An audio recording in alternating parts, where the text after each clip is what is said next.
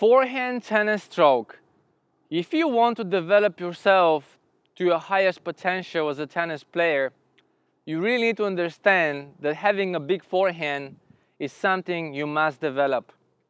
If you watch tennis, all of the tennis players playing on the highest level, you could see how they're running around and wanting to hit that big forehand, because that can really help them to take the momentum in the point and give them the edge to win the point.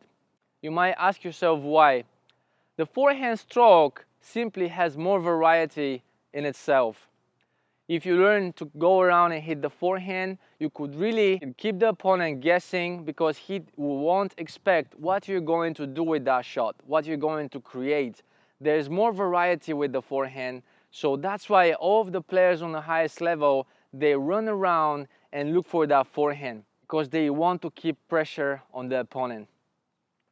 The forehand tennis stroke has 5 parts, and I want to help you understand the forehand tennis stroke by simplifying it, by giving you the technique that can really help you develop that big forehand, and in this way help you shine as a tennis player.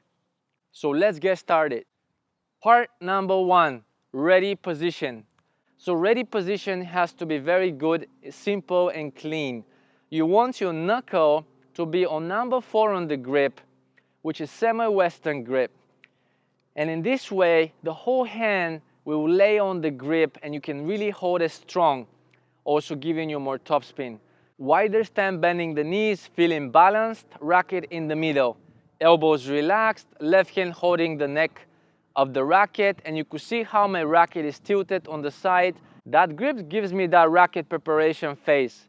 Now, going and twisting your wrist like that can only make this more complicated for you and for your swing, so I advise you to simplify it and really don't twist the wrist, because we really don't want to twist it during the heat, and the less we move that wrist, the better contact you will have.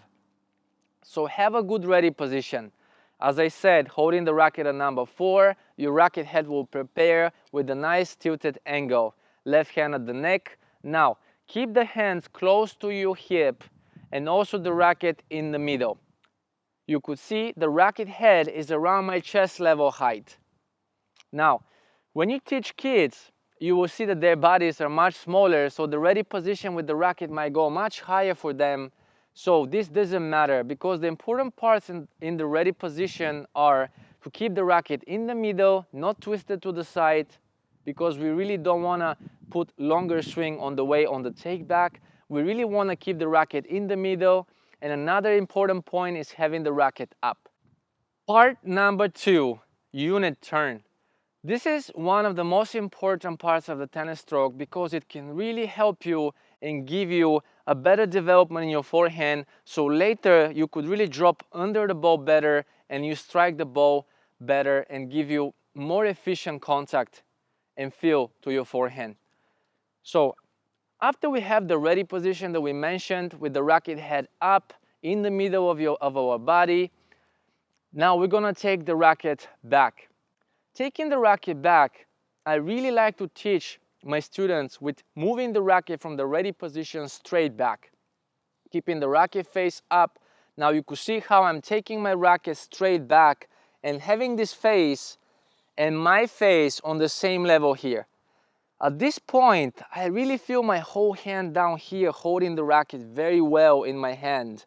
And reaching that point, it is very important, because from here, your racket is going to continue going back